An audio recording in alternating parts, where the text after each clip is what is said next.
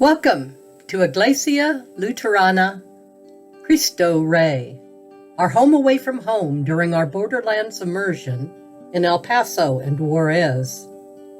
We were blessed to be hosted by Pastora Rosemary Sanchez Guzman and Pastor Juan de Dios Lopez, and led by Professor Javier J. Alenas. Sadly, our broken immigration policies contribute to the despair, suffering, and fear of the refugees who come to our border to escape the oppression, terror, and even certain death in their own native lands. They come believing in the United States as a nation of refuge, compassion, and freedom. Join us as we interact with shelters, reflect from the wall, hear the stories of the people, experience life on the border, and proclaim a call to action.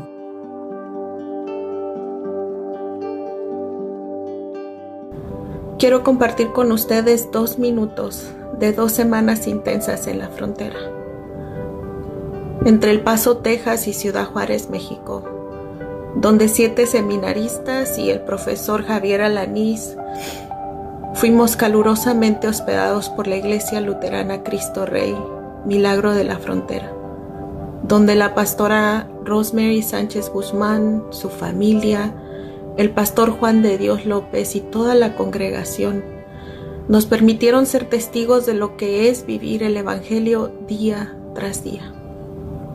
Fuimos inmensamente bendecidas al estar en espacios sagrados, al ser invitadas a escuchar las historias de todos aquellos que salieron de las tierras que los vieron nacer en busca de refugio, protección, amor, aceptación, una vida con dignidad, respeto, dispuestos a trabajar arduamente a cambio de una oportunidad de vivir y ofrecer un futuro a sus seres amados. Por su seguridad no mencionaré nombres, pero nuestro prójimo buscando refugio no solo son aquellos en las fronteras, en albergues, en centros de detención, no solo son aquellos que están en espera por poder llegar a Estados Unidos o aquellos que llegaron hoy, ayer o el año pasado.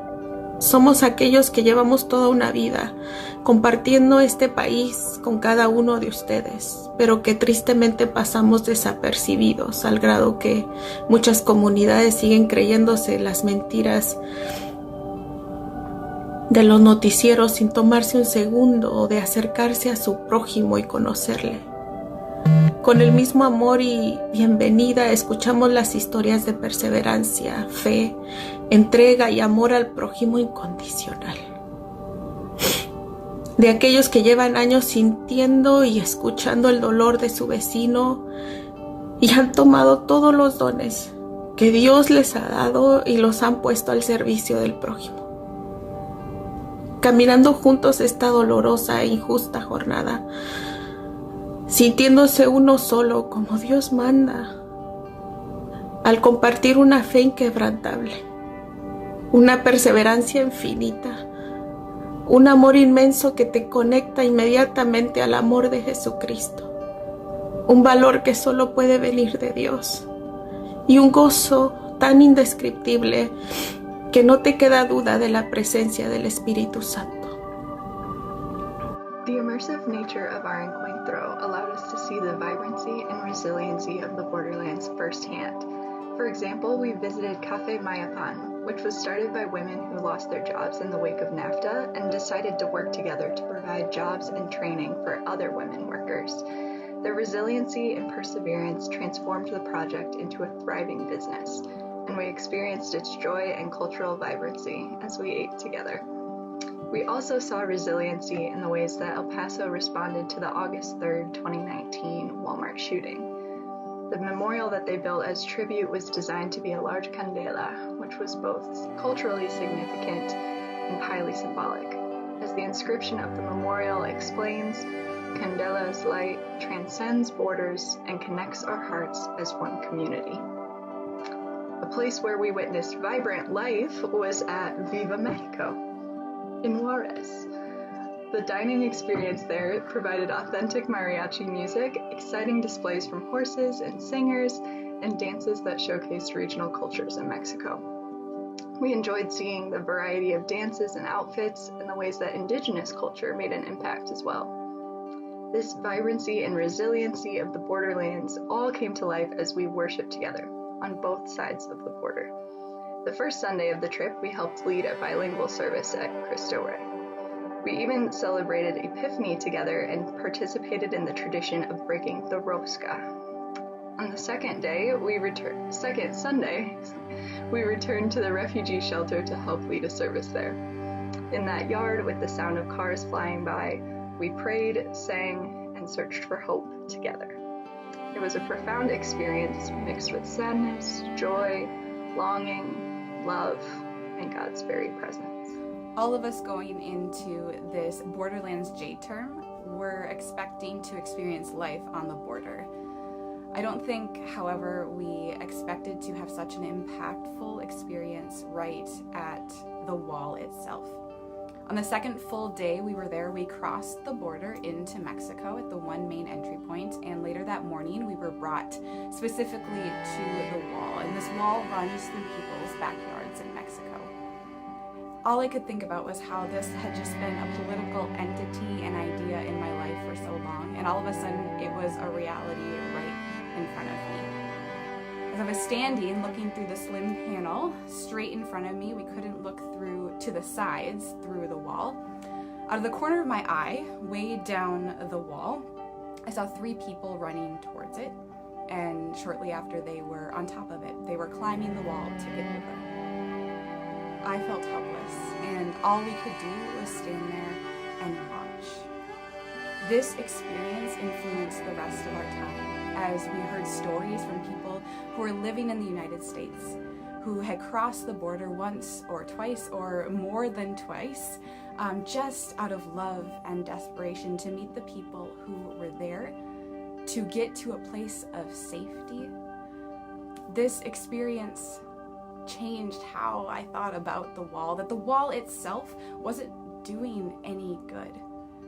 It made me think about, why are we investing in immigration, border patrol, ICE, walls, things to separate, when we could be investing in programs and people to bring people together, to unify.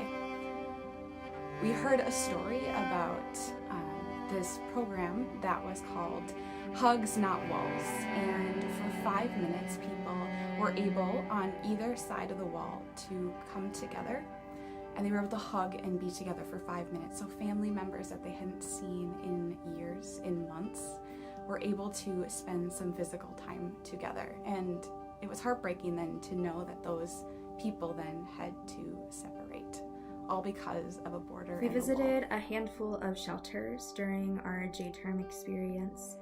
There was one shelter in Mexico that we visited twice.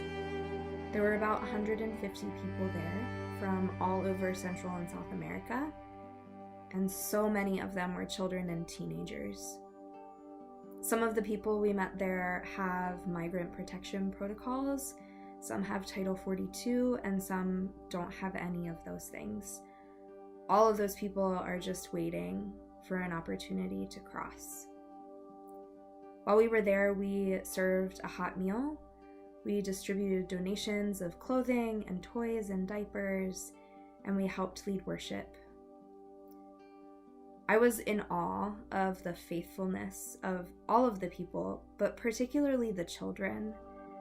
After the children's sermon, Pastor Juan asked them to repeat after him in prayer, and they all folded their hands and bowed their heads, and they repeated after him so willingly and faithfully.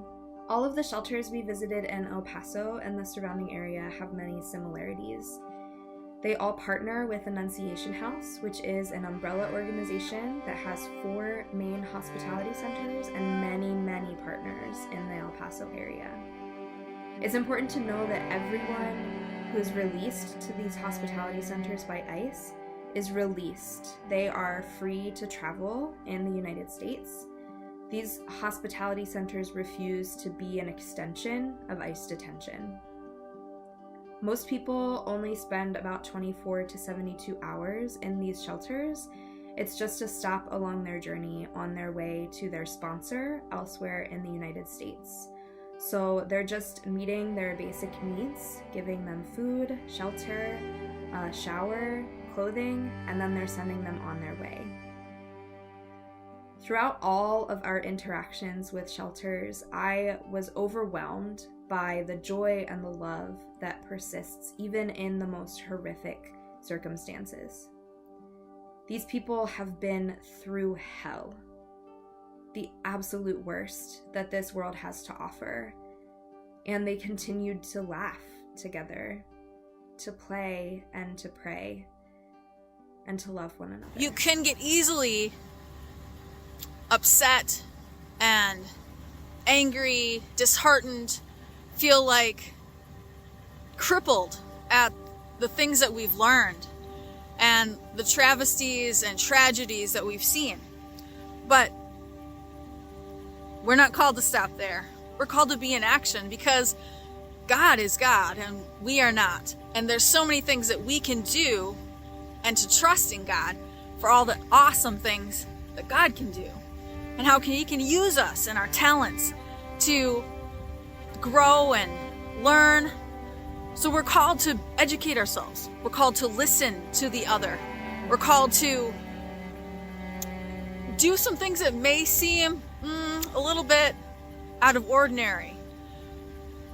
But those things will bring us together.